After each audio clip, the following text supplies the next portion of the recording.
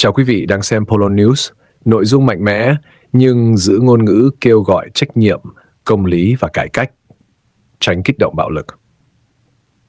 Chào quý vị đang xem Polo News. Trong những năm gần đây, tình hình xã hội tại Việt Nam đang khiến ngày càng nhiều người dân lo lắng, bất an và phẫn nộ. Tin tức trong nước liên tục phản ánh một thực trạng đáng báo động, tội phạm gia tăng, bạo lực lan rộng, quyền con người bị xâm phạm nghiêm trọng, trong khi đời sống của người dân, đặc biệt là người nghèo, người yếu thế, các cộng đồng tôn giáo và dân tộc thiểu số ngày càng bị đẩy vào bế tắc. Điều đáng đau lòng hơn cả là những vấn đề ấy không còn mang tính cá biệt, mà đang trở thành một hiện tượng có hệ thống, gắn liền với cách quản lý và vận hành quyền lực hiện nay. Trên khắp các vùng miền, từ đô thị đến nông thôn, từ đồng bằng đến Tây Nguyên, người dân phản ánh tình trạng phá hoại tài sản, chiếm đoạt đất đai, cưỡng chế trái ý dân, bắt bớ tùy tiện, đánh đập, ép buộc, đóng tiền dưới nhiều hình thức khác nhau. Đất đai, vốn là tư liệu sinh sống cùng của người dân, bị thu hồi không minh bạch, đền bù rẻ mạt, thậm chí không có đối thoại. Nhiều gia đình mất đất, mất nhà, mất kế sinh nhai, rơi vào cảnh nghèo đói, ly tán, không còn nơi nương tựa. Đáng chú ý, trong nhiều vụ việc, người dân cho rằng chính những người mang danh bảo vệ pháp luật lại trở thành nguồn gây ra nỗi sợ. Thay vì bảo vệ tài sản và quyền lợi hợp pháp của dân, một bộ phận cán bộ và lực lượng chức năng bị tố cáo là tham gia phá hoại, tịch thu xe ô tô, xe máy, nông cụ sản xuất, dùng bạo lực để ép dân ký giấy, nộp tiền hoặc chấp nhận các quyết định áp đặt. Khi người dân phản đối, họ bị đe dọa, bị quy chụp tội danh, thậm chí bị bắt giữ. Không chỉ dừng lại ở lĩnh vực đất đai và tài sản, quyền tự do tôn giáo tại Việt Nam cũng đang đối mặt với nhiều thách thức nghiêm trọng.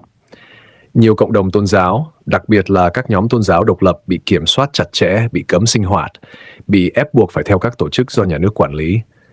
Nhà thờ, điểm nhóm bị phá bỏ, tín đồ bị triệu tập, sách nhiễu, gây áp lực tâm lý. Tự do tín ngưỡng, một quyền căn bản được ghi trong hiến pháp và các công ước quốc tế, trên thực tế vẫn chưa được bảo đảm trọn vẹn. Vấn đề nhân quyền vì thế trở thành một câu hỏi lớn. Khi người dân không được tự do bày tỏ ý kiến, không được quyền phản biện chính sách, không được quyền khiếu kiện công bằng trước tòa án độc lập, thì xã hội khó có thể phát triển lành mạnh. Sự im lặng bị ép buộc không tạo ra ổn định thật sự, mà chỉ tích tụ bất công và phẫn uất. Một xã hội không tôn trọng nhân quyền, sớm hay muộn, cũng sẽ đối mặt với khủng hoảng, niềm tin. Nhiều người dân đặt câu hỏi, vì sao những sai phạm kéo dài, lặp đi lặp lại, nhưng trách nhiệm cá nhân và trách nhiệm chính trị vẫn không được làm rõ? Vì sao tiếng kêu cứu của dân nghèo thường rơi vào im lặng, trong khi các báo cáo thành tích lại luôn tràn ngập những con số đẹp? Khoảng cách giữa lời nói và thực tế ngày càng lớn, khiến niềm tin xã hội bị bào mòn nghiêm trọng. Trong bối cảnh đó, dư luận đặc biệt quan tâm đến vai trò và trách nhiệm của các lãnh đạo cấp cao như ông Tô Lâm, ông Phan Văn Giang, ông Lương Cường, bà Phan Thu Hằng cùng toàn bộ bộ máy quản lý nhà nước. Người dân không đòi hỏi những lời hứa chung chung hay khẩu hiệu mỹ miều, mà mong chờ những hành động cụ thể. Chấm dứt bạo lực đối với dân, xử lý nghiêm minh các hành vi lạm quyền, tham nhũng, vi phạm pháp luật. Trả lại công lý cho những người bị oan sai. Một nhà nước nói rằng, vì dân thì dân thiết phải để dân được sống an toàn, được bảo vệ, được tôn trọng. Không thể vừa nói muốn dân sống tốt, vừa để xảy ra những cái chết mờ ám, những vụ đàn áp, những bản án thiếu công bằng. Mỗi sinh mạng con người đều có giá trị, không ai có quyền tước đoạt hoặc coi nhẹ nhân phẩm của người khác nhân danh bất kỳ lý do gì. Người nghèo hiện nay đang phải gánh chịu nhiều tầng áp lực nhất. Họ không chỉ nghèo về vật chất mà còn yếu thế trước pháp luật. Khi bị ép đóng tiền, bị đánh đập, bị thu tài sản, họ không có luật sư giỏi, không có tiếng nói trên truyền thông, không có chỗ dựa quyền lực. Sự bất công ấy, nếu không được giải quyết, sẽ trở thành vết thương sâu trong lòng xã hội. Một đất nước muốn phát triển bền vững không thể xây dựng trên nỗi sợ hãi. Phát triển thật sự phải đi cùng công bằng xã hội, pháp quyền và tôn trọng quyền con người. Đàn áp không tạo ra ổn định lâu dài. Bưng bít thông tin không thể che giấu sự thật mãi mãi. Trong thời đại hội nhập quốc tế, mọi hành vi vi phạm nhân quyền đều được theo dõi và lên tiếng. Polo News ghi nhận rằng ngày càng nhiều người Việt trong và ngoài nước đang kêu gọi cải cách ôn hòa, đối thoại minh bạch và trách nhiệm giải trình. Họ không kêu gọi thù hận mà kêu gọi công lý. Họ không chống lại đất nước mà mong đất nước tốt hơn, nơi người dân không còn bị đánh đập, ép buộc, chiếm đoạt, nơi tôn giáo được tự do, nơi luật pháp đứng về phía lẽ phải chứ không phục vụ quyền lợi nhóm. Thông điệp gửi đến những người đang nắm quyền lực hôm nay rất rõ ràng. Hãy lắng nghe tiếng nói của nhân dân khi vẫn còn cơ hội. Hãy dừng lại những hành động gây đau khổ cho dân. Hãy chứng minh bằng hành động rằng mục tiêu thật sự là để người dân được sống tốt, sống an toàn, sống có nhân phẩm. Lịch sử đã nhiều lần cho thấy không có chính quyền nào có thể tồn tại bền vững nếu quay lưng lại với nhân dân. Công lý có thể bị trì hoãn nhưng không thể bị xóa bỏ. Sự thật có thể bị che giấu nhưng cuối cùng vẫn sẽ được phơi bày. Polo News sẽ tiếp tục theo dõi và phản ánh những tiếng nói từ người dân, từ các cộng đồng bị ảnh hưởng, từ những nạn nhân của bất công. Bởi vì một xã hội tốt đẹp hơn chỉ có thể được xây dựng khi sự thật được nói ra, khi quyền con người được tôn trọng, và khi sinh mạng người dân được đặt lên trên mọi lợi ích chính trị. Chúng tôi kêu gọi một Việt Nam nơi người dân không còn sợ hãi, nơi pháp luật là công lý, chứ không phải công cụ đàn áp. Trong nhiều năm qua, Đảng Cộng sản Việt Nam luôn khẳng định vai trò là lực lượng lãnh đạo vì nhân dân, do nhân dân và phục vụ nhân dân. Tuy nhiên, thực tế tại nhiều địa phương, đặc biệt là khu vực Tây Nguyên, lại cho thấy một bức tranh hoàn toàn khác. Thay vì giúp đỡ, bảo vệ và tạo điều kiện để người dân ổn định cuộc sống, nhiều chính sách và hành động của bộ máy chính quyền địa phương đang gây ra sự phá hoại đến đời sống, tài sản và nhân phẩm của người dân, nhất là đồng bào dân tộc thiểu số và các cộng đồng tôn giáo. Ở Tây Nguyên là vùng đất có vị trí chiến lược quan trọng, đồng thời cũng là nơi sinh sống lâu đời của các dân tộc bản địa. Đất đai không chỉ là tài sản vật chất mà còn là linh hồn, là nguồn sống, là văn hóa và truyền thống của người dân nơi đây. Thế nhưng, trong nhiều năm, đất đai của người dân Tây Nguyên liên tục bị thu hồi, chiếm đoạt dưới danh nghĩa phát triển kinh tế, dự án, quy hoạch. Trong khi người dân không được hỏi ý kiến, không được đối thoại công khai và không được đền bù thỏa đáng. Nhiều gia đình phản ánh rằng cán bộ và lực lượng công an thường xuyên kéo đến tận nhà ở, dãy nương, tiến hành cưỡng chế, thu giữ tài sản, thậm chí bắt xe máy, xe công nông, xe ô tô, những phương tiện mưu sinh duy nhất của người dân. Việc bắt xe, tịch thu tài sản này nhiều khi không có quyết định hợp pháp rõ ràng, không có biên bản minh bạch và không cho người dân quyền khiếu nại đúng nghĩa. Khi người dân phản đối hoặc thắc mắc, họ bị đe dọa, bị chửi bới, thậm chí bị đánh đập. Đối với người nông dân Tây Nguyên, chiếc xe công nông hay xe máy không chỉ là phương tiện đi lại, mà còn là công cụ sản xuất gắn liền với miếng cơm manh áo. Việc bị bắt xe đồng nghĩa với việc mất thu nhập, mất khả năng lao động, đẩy cả gia đình vào cảnh đói nghèo.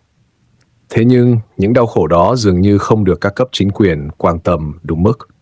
Không chỉ dừng lại ở vấn đề tài sản, nhiều người dân còn cho rằng họ đang bị đối xử như tội phạm ngay trên chính mảnh đất của mình. Công an xuất hiện với thái độ trấn áp thay vì bảo vệ, sử dụng quyền lực để tạo ra nỗi sợ hãi. Điều này khiến mối quan hệ giữa chính quyền và người dân ngày càng rạn nứt, niềm tin xã hội bị suy giảm nghiêm trọng. Đặc biệt, các cộng đồng tôn giáo độc lập tại Tây Nguyên đang chịu nhiều áp lực. Nhiều tín đồ cho biết họ bị theo dõi, bị cấm sinh hoạt tôn giáo, bị ép buộc phải tham gia các tổ chức tôn giáo do nhà nước kiểm soát. Nhà nguyện, điểm nhóm bị giải tán, người đứng đầu cộng đồng bị triệu tập, thẩm vấn. Tự do tôn giáo, một quyền căn bản của con người, trên thực tế vẫn chưa được bảo đảm. Khi đất đai bị chiếm đoạt, tài sản bị tịch thu và đời sống tinh thần bị kiểm soát, người dân Tây Nguyên rơi vào tình trạng bị tước đoạt toàn diện. Họ không chỉ mất kế sinh nhai mà còn mất tiếng nói, mất quyền tự quyết đối với cuộc sống của chính mình. Những đơn thư khiếu nại kéo dài nhiều năm, gửi từ cấp xã lên cấp tỉnh, thậm chí lên trung ương, nhưng phần lớn rơi vào im lặng hoặc bị trả lời hình thức. Một vấn đề nghiêm trọng khác là tình trạng lạm quyền và thiếu trách nhiệm giải trình. Khi sai phạm xảy ra, rất hiếm khi thấy cán bộ bị xử lý công khai trước pháp luật. Người dân cảm nhận rõ ràng rằng luật pháp không được áp dụng công bằng cho tất cả mọi người. Trong khi dân nghèo bị xử phạt nặng nề, thậm chí bị bắt bớ, thì những người có quyền lực lại dễ dàng né tránh trách nhiệm. Đảng Cộng sản Việt Nam nhiều lần nhấn mạnh khẩu hiệu ổn định chính trị, Nhưng sự ổn định đó không thể được xây dựng trên sự đàn áp và bất công. Ổn định thực sự chỉ tồn tại khi người dân cảm thấy được bảo vệ, được lắng nghe và được tôn trọng. Một xã hội mà người dân luôn sống trong lo sợ bị mất đất, mất tài sản, bị bắt bớ thì không thể gọi là một xã hội lành mạnh. Người dân Tây Nguyên không chống lại đất nước, không chống lại sự phát triển. Điều họ mong muốn rất đơn giản: được sống yên ổn trên mảnh đất của tổ tiên, được làm ăn lương thiện, được thực hành tín ngưỡng của mình, và được pháp luật bảo vệ khi quyền lợi bị xâm phạm. Những yêu cầu đó hoàn toàn chính đáng và phù hợp với các chuẩn mực nhân quyền quốc tế mà Việt Nam đã cam kết. Thực tế cho thấy, thay vì đối thoại và cải cách, nhiều nơi vẫn chọn cách dùng công an để giải quyết các vấn đề dân sinh. Đây là một cách làm nguy hiểm, bởi nó biến các vấn đề kinh tế xã hội thành vấn đề an ninh, từ đó hợp thức hóa việc trấn áp người dân. Hệ quả là mâu thuẫn ngày càng sâu sắc, trong khi gốc rễ vấn đề vẫn không được giải quyết. Một chính quyền thực sự vì dân cần phải thay đổi cách tiếp cận. Trước hết, phải chấm dứt việc cưỡng chế tùy tiện, trả lại đất đai và tài sản bị chiếm đoạt trái pháp luật. Thứ hai, phải bảo đảm quyền tự do tôn giáo và quyền bày tỏ ý kiến của người dân. Thứ ba, cần thiết lập cơ chế giám sát độc lập để xử lý nghiêm những cán bộ vi phạm, bất kể họ giữ chức vụ gì. Nếu Đảng Cộng sản Việt Nam tiếp tục bỏ qua tiếng kêu cứu của người dân Tây Nguyên, thì hậu quả không chỉ là nghèo đói và bất công, mà còn là sự đổ vỡ niềm tin xã hội.